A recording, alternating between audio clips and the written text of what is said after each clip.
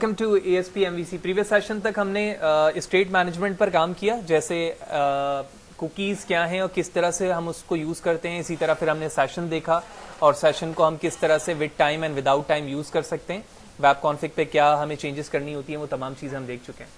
अच्छा, अब इस सेशन पे हमें ये करना है जो हमने स्टार्टिंग पर जिक्र किया था कि जब हम लॉग इन या फिर लॉग आउट कर रहे हैं तो लॉग इन करते वक्त भी लॉग आउट का बटन मौजूद है और ये सारी चीज़ें जो डिफ़ॉल्ट चेंजेस पर हमारे साथ मौजूद हैं। लेकिन अभी हम ये चाह रहे हैं कि जब तक मैं लॉग इन ना करूं उस वक्त तक लॉग आउट का बटन शो ना हो। ठीक है ना, ये चेंजेस हमें करनी है। लिहाजा इसके लिए सबसे पहले जो डिफ़ॉल्ट कोड हमारे पास टेम्पलेट के रिस्पेक्ट से हुआ है हम उसे ख़त्म करेंगे। ठीक है, तो वो हमें कहाँ मिलेगा? तो सबसे पहले आप आओगे व्यू, तो व्यू पे आप देख रहे हो यहाँ पर फोल्डर है हमारे पास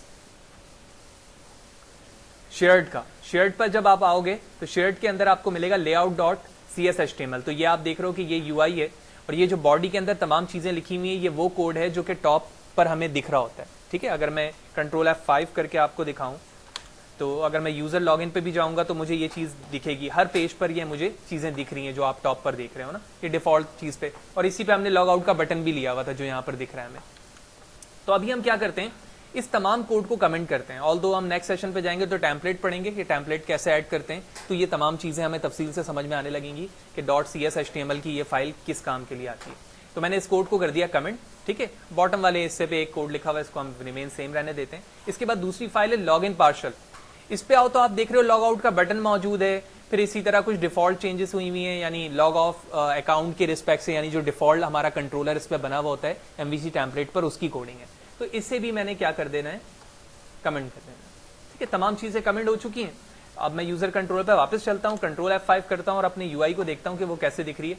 तो मैं लॉगिन के पेज पर आके पेज को रिफ्रेश करता हूं एंड लेट्स सी कि ये मेरे UI इस वक्त दिख रही है। लॉगिन होने के बाद तमाम हेडर और फुटर का एरिया चला गया और ये लॉगिन का व्यू है, यही वजह है लॉगिन यहाँ पे लिखा आ रहा है। अब मैं साइन अप लिखता हूं यहाँ पर। ठीक है, तो साइन अप के व्यू पे और साइन अप का टेक्स्ट लिखा आ रहा है। ये लिंक नहीं है बल्कि उसका टेक्स्ट है जो कि व्यू पर मौजूद है, यही वजह ये चीजें लिखी हुई आ रही है। ठीक है, तो ना अब लॉग आउट लिखा आ रहा है ना लॉग इन लिखा आ रहा है। लिहाजा अब मुझे क्या करने की जरूरत है, सबसे पहले मुझे इस इंडेक्स मेथड की जो डिफॉल्ट तौर पर हमारे हर एक कंट्रोलर पर बना होता है, ठीक है ना, डिफॉल्ट तौर पर यह मौजूद होता है, इसके व्यू पर मुझे जाकर यह बात बतानी है कि अगर आपका सेशन अलाइव है, क्योंकि प्रीवियस सेशन तक सेशन को हमने कवर किया है, सेशन अलाइव है तो सेशन जिस नाम से यूजर आया हुआ है उसका नाम लिखा हुआ है। अगर सेशन अलाइव नहीं है तो ये चीज लिखी हुआ है, यानी एक टैग बना हुआ हो लिंक जिस पे लिखा हुआ लॉगिन। जैसे मैं क्लिक करूं लॉगिन का पेज आ जाए। ठीक है, देखते हैं कैसे। तो ये इंडेक्स का मेथड है। मैं इस पे क्या क्रिएट करने लगा हूं, व्यू। तो मैंने राइट क्लिक किया, ऐड व्यू पे गया और इससे मैंने क्रिएट किया फॉर एम्प्टी और एज यूजुअल हम क्लास यहाँ ले रहे हैं साइन अप और DB कॉन्टेक्ट हमारा है तो मैंने ऐड कर दिया। तो ये एम्प्टी है, इस पे कोई भी कोड नहीं आना चाहिए। अब यहाँ पर जाकर हम क्या करेंगे, उसी सेंटेक्स को लिखेंगे जो डैशबोर्ड पर मौजूद था प्रीवियस सेशन तक। क्या मौजूद था वहां पर कि सेशन का नाम अगर ये है तो उसी सेशन को क्या कर दो, प्रिंट कर दो। तो मैं यहाँ पर नीचे आता हूँ, डैशबोर्ड पर चलता हूँ। डैशबोर्ड पर ये वाला कोड हमारे किस लिए था, सेशन को डिस्प्ले करवाने के लिए। मैंने इसे कॉपी किया। कॉपी करने के बाद हम चलते हैं अपने उस व्यू पर जिस पे अभी हम काम कर रहे थे, वो था इंडेक्स। तो इंडेक्स पे जाकर मैंने इसे पेस्ट कर दिया। तो एज यूजुअल ये वही कोड है कि भाई अगर सेशन पे यूजर मौजूद है तो उसका नाम लिख दो वहां पर। अगर फॉर एग्जाम्पल हमारा सेशन अलाइव नहीं है और कोई शख्स इंडेक्स को एक्सेस करना चाह रहा है तो क्या लिखा आना चाहिए एल्स में, वो मैं बताता हूँ। तो एल्स में जाने के बाद मैंने कहा @ यानी रेजर इंजन, जिस रेजर सिंटैक्स को हम इस्तेमाल कर रहे हैं, और उसके बाद लिखा मैंने HTML डॉट लिखने के बाद लिखा मैंने एक्शन लिंक। इसका मतलब ये हुआ कि मैं यहां पर एक लिंक क्रिएट करना चाह रहा हूं उस कंट्रोलर के रिस्पेक्ट से जो कंट्रोलर, जिस कंट्रोलर का नाम यूजर है, और यूजर पे एक हमारे पास क्या मौजूद है, एक्शन मेथड मौजूद है जिसका नाम है लॉगिन। तो जब इसे कोई क्लिक करे तो यूजर की किस में पहुंच जाए, लॉगिन में पहुंच जाए। देखिएगा, मैंने इंटेलिजेंस राइट क्लिक किया, कंट्रोल के साथ स्पेस, तो एक्शन लिंक के अंदर आपको डिफरेंट चीजें मिल जाएंगी। तो मैं इन्वर्टेड कॉमा में लिखता हूं यहां पर लॉगिन, ये टेक्स्ट होगा इस पे लिखा हुआ। फिर इसी तरह दूसरे इंटेलिजेंस में आप देख रहे हो लिखा हुआ है स्ट्रिंग एक्शन, स्ट्रिंग का नाम, तो नाम भी यही होना चाहिए। तो मैंने इन्वर्टेड कॉमा को कॉपी किया, पेस्ट किया।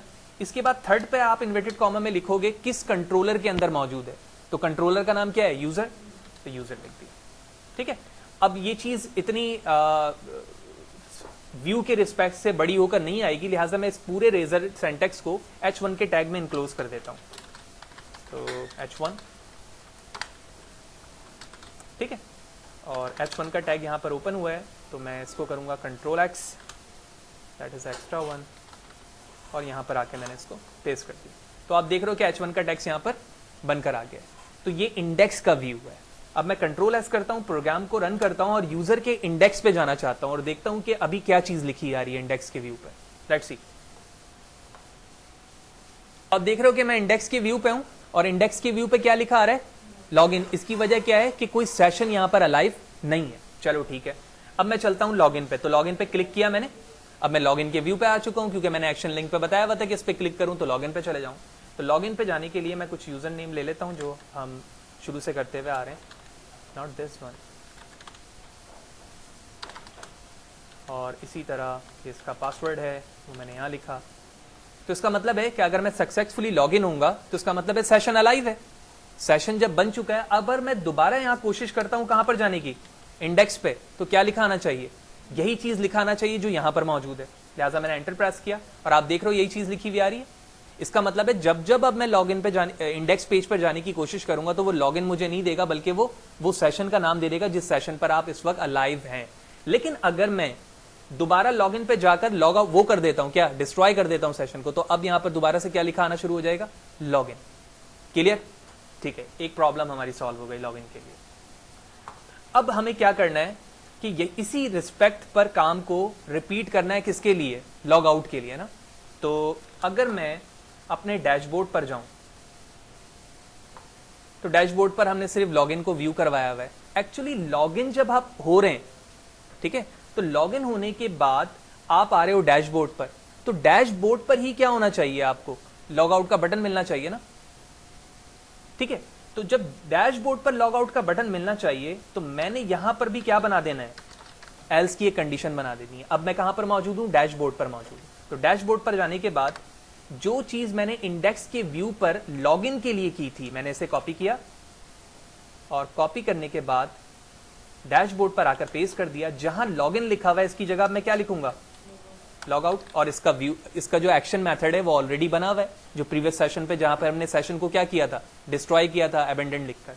तो लॉग आउट हमारे टेक्स्ट विजिबल होना चाहिए, हमारा जो एक्शन मेथड है उसका नाम भी लॉग आउट है, और ये कहां पर बना हुआ है, यूजर कंट्रोलर पर बना हुआ है। सारी चीजें क्लियर हो गई। अब मैं प्रोग्राम को दोबारा से स्टार्ट से लेकर चलता हूं। तो सबसे पहले हम कहां पर जाएंगे, इंडेक्स पर जाएंगे। तो मैं यहां लिखता हूं इंडेक्स, एंटर। तो इंडेक्स को देखते हैं कि अभी हमें क्या शो कर रहा है। इंडेक्स हमें क्या शो कर रहा है, लॉगिन। ठीक है, इसका मतलब है सेशन हमारा डिस्ट्रॉय हो चुका था क्योंकि मैंने कैंसिल कर दिया था ब्राउजर को। अब मैं दोबारा लॉगिन पे क्लिक करता हूं, लॉगिन के व्यू पर आया, नॉट दिस वन, ठीक है, और मैंने पासवर्ड लिया। ठीक है, तो मैं कहां पर मौजूद हूं, इस पे मौजूद हूं डैशबोर्ड पर। लेकिन क्या बात है, हमारा लॉग आउट नहीं आया। यहां पर गलती सबसे पहले तो ये एक ब्रैकेट की थी, वो भी हटा दे रहा हूं। अच्छा, एक इंपॉर्टेंट चीज यहां समझने की ये है कि जाहिर सी बात है डैशबोर्ड पर तो हम जा ही उस वक्त रहे हैं जब सक्सेसफुली लॉगिन हो रहा है, तो हमें एल्स की तो बारी की जरूरत ही नहीं है। हमें तो ये कंडीशन कहां पर एंटर करने की जरूरत है, इसी इफ के अंदर, जिस इफ के अंदर मैं सेशन को क्या कर रहा हूं, प्रिंट करा रहा हूं। लिहाजा एल्स की कोई जरूरत नहीं है, मैं एल्स को यहां से हटा देता हूं। यही वजह है कि हम वहां पर वो टेक्स्ट को विजिबल नहीं कर पा रहे थे। लिहाजा मैंने प्रोग्राम को दोबारा रन किया। दोबारा से मैं कहां पर जाऊंगा, इंडेक्स पर, फिर हम लॉगिन पे जंप करेंगे। उसके बाद देखेंगे कि क्या चीज वहां पर हमें लॉग आउट का बटन दे रही है या नहीं दे रही है। लॉगिन का व्यू, क्लिक किया, यूजर नेम कॉपी किया मैंने यहां से,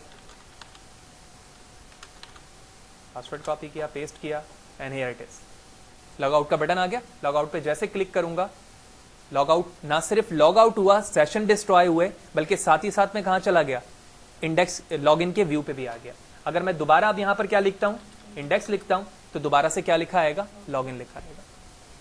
तो एक सिस्टमैटिक तरीके से हमने उस प्रॉब्लम को सॉल्व कर दी, जो स्टार्टिंग में हमें काफी कॉम्प्लेक्स लग रही थी कि एक्चुअली किस तरह से मैं यहां पर जाऊंगा, किस तरह से वहां जाऊंगा। सिर्फ दो कंडीशन ली हमने इंडेक्स के व्यू पर जाकर। तो सबसे पहले हमने क्या किया, इंडेक्स का व्यू बनाया, और इंडेक्स के व्यू पे एक्चुअली ये बताया कि सेक्शन अलाइव होगा तो तुम्हें क्या करना है, और जब अलाइव नहीं होगा तो तुम्हें क्या करना है। जब मैं डैशबोर्ड पर सक्सेसफुली रन एग्जीक्यूट कर रहा हूं अपने कोड को, यानी जंप कर रहा हूं वहां पर, तो डैशबोर्ड पर जाने के बाद मैंने बताया कि ना सिर्फ यूजर का नाम शो करो बल्कि साथ ही साथ लॉग आउट को भी शो कर दो, क्योंकि लॉग आउट की जरूरत ही उसी वक्त होगी जब यूजर लॉग इन होगा। इसके अलावा कहीं पर भी हमारे पास लॉग आउट का बटन या वो लिंक नहीं बनकर आ रहा है, जिसकी वजह से हमारा ना सिर्फ सेशन डिस्ट्रॉय होगा बल्कि साथ ही साथ अब लॉग इन के पेज पर भी आ जाएंगे।